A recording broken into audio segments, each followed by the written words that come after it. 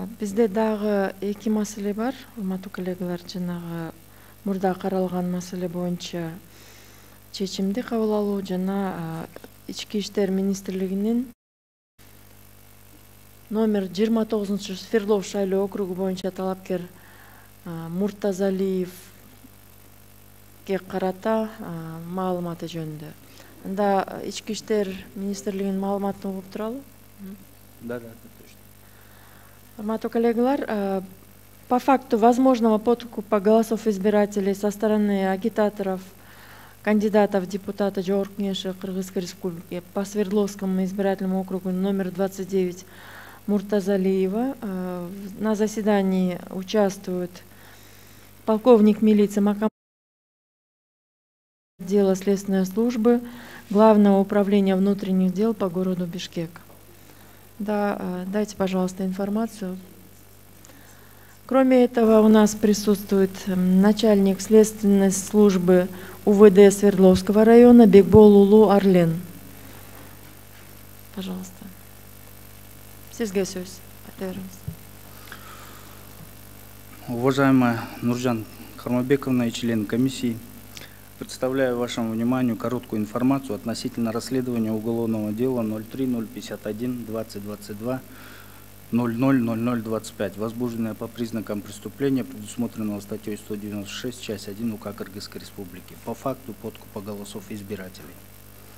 В ходе следствия в ГУВД города Бишкек с заявлением обратилась гражданка Л, которая изъявила желание оказать содействие правоохранительным органам и просила принять меры в отношении женщин по имени Лола и Фарида, которые 2022 года во второй дня собираются передавать денежные средства представителям домового комитета номер 13 городка строителей Литвиновой Галине Геннадьевне и ее дочери за подкуп голосов избирателей.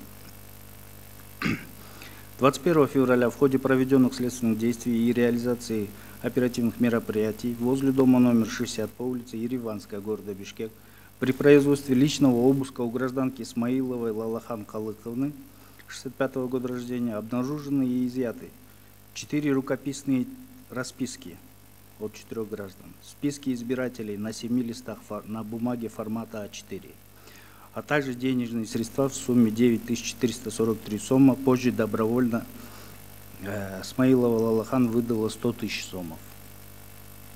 Кроме этого, гражданка Шатемир Бейшенбековна добровольно выдала денежные средства в сумме 65 тысяч сомов, полученные от Смаилова, которые предназначались для подкупа голосов избирателей в пользу кандидата в депутаты Жогорку Кеңеши Кыргызской Республики Муртазалиева.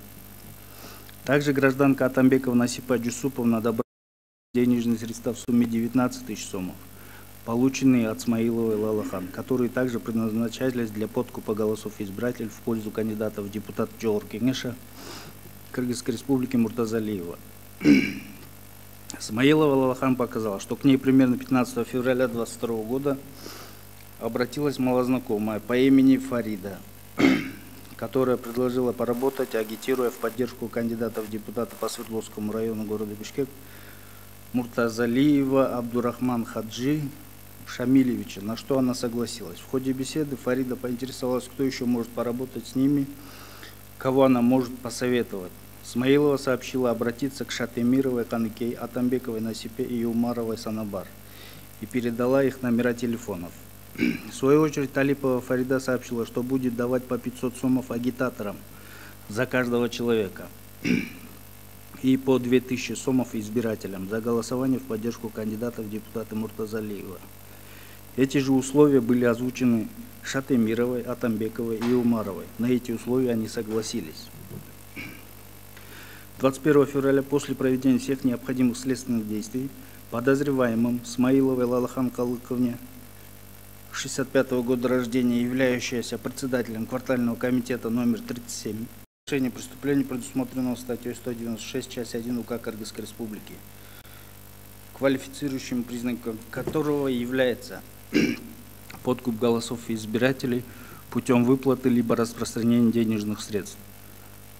21 февраля 2022 года в отношении обвиняемых Смаиловой и Талиповой избрана мера пресечения в виде подписки о невыезде.